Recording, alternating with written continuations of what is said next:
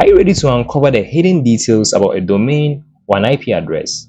Whether you are a cybersecurity enthusiast, a pen tester, an ethical hacker, or just eager to learn more about networking reconnaissance, Dmitry is the tool that can give you the edge. Welcome to the Ultra Blue channel, where we provide step-by-step tutorials to help you master the tools of the trade.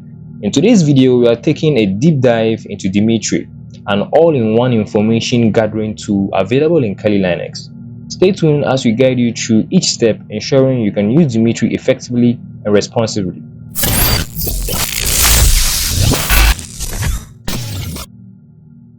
In this educational video, we'll explore Dmitry, which stands for Deepmagic Information Gathering Tool. Dmitry is a command line utility that allows you to gather a wealth of information about a target's domain or an IP address, including Whois data, subdomains, email addresses, and open ports. It's a versatile tool that every pen tester should have in their toolkits.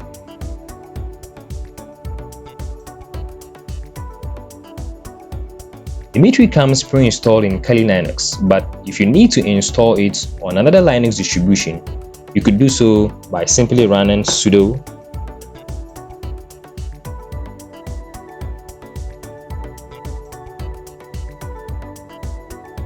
and then you hit enter.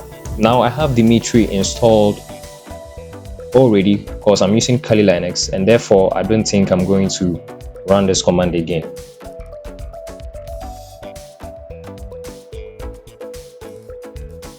So let's start with a basic command to gather information about a domain.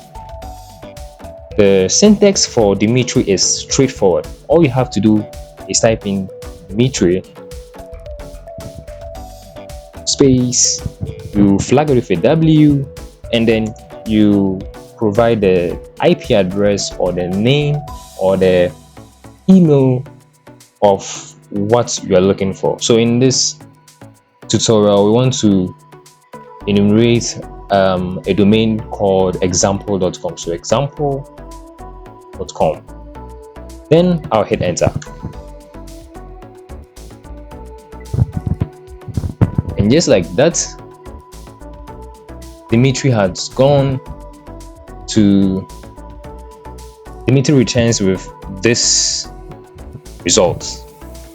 So this command retrieve Whois data, which includes details like the domain registrar. You have the domain registrar here, the registration dates, the updated the dates it was created, which was 1995, the expiry dates of this domain, and some very vital information which will be very interesting for anyone doing a reconnaissance against example.com. I almost forgot. Remember, I tagged it with a W here. The W flag in Dmitry stands for Whois, which queries the domain registration details. Whois information is crucial as it provides the first layer of data about the domain, such as the ownership and administrative contacts, just as you can see right here.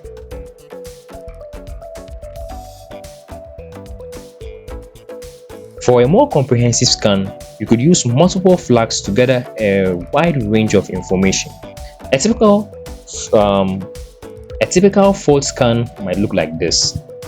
Let me go ahead and clear this, and then let's do a 4 flag scan against example.com.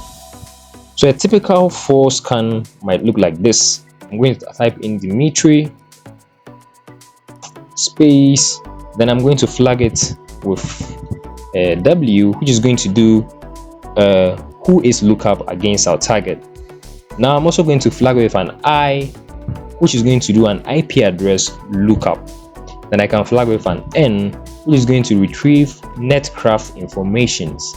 Then I will flag with, let's say, an S, which search for subdomains, just as we did in our previous tutorial when we were using a mask for subdomain enumeration. And then I'm also going to flag with a P, which is going to perform a TCP port scan. I can add an F to perform a filtered spot scan, and then let's wrap everything by adding a B, which is going to scan for open and close port. So as you can see,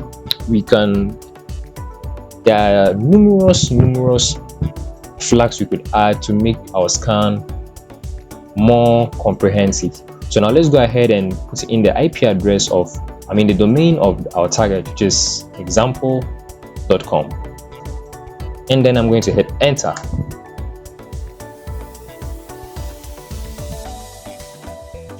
Running a full scan with Dmitry allows you to gather a comprehensive set of data in one go. This data can include everything from basic Whois information to more advanced details like subdomains, email addresses associated with the domain, and open ports. This holistic view of the target's infrastructure is invaluable for building an attack strategy or understanding the security posture of a network. So it's now going on to scan for the TCP filtered ports right there. So now our Dmitry scan is done. Let's go ahead and see some of the information it has brought back to us. Now, first of all, the Dmitry went ahead to do an IP address scan, and it returned with the IP address of example.com over here. Then it further on went and did a Whois information gathering, where it provided us with an IP address range here, and it's telling us that this site is managed by Edcast somewhere in the European Union. And then let's see what else it did. It was created on 2012. Last time it was modified was 2012. It comes to tell us the person, which is Derek Sawyer, the address of the address, I don't know whether it's the person, a phone number, and many others. Then it came again and it gathered another Whois information here, where give us the domain name, the registrar, the date it was created, and so on and so forth. Let's go down here and see what else we had. Great. So Netcalf information was also done, and let's see. Well, it didn't get us any information here for Netcraft. Then it went again to gather information for subdomains, and these are possible subdomains for example.com. Now it went on to do a TCP port scan, and then it filtered them up. Let's see, until this information helps understand the technical setup and the contact details for example.com. So once you have completed your scan, you may want to save the results for further analysis or reporting. Dmitry allows you to save the output directly to your file using the O flag. So if I wanted to save this during the initial phase, I would have further tagged it with an O like this, and then I'll type in the name of the file, which is I will put in results.txt. So if I'd run the command, it would have, after that, bringing me this after returning this information, would go ahead to save the information in a file called results somewhere in my PC.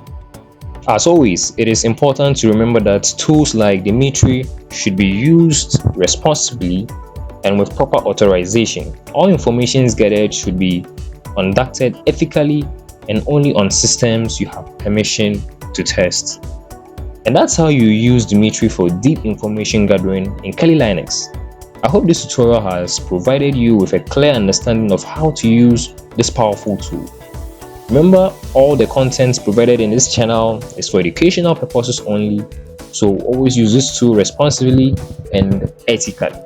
If you found this video helpful, please hit the subscribe button, because your support helps us to continue creating high quality contents like this. Don't forget to like the video and share it with others who might find it beneficial. Thank you for watching and see you in the next tutorial on the Ultra Blue channel.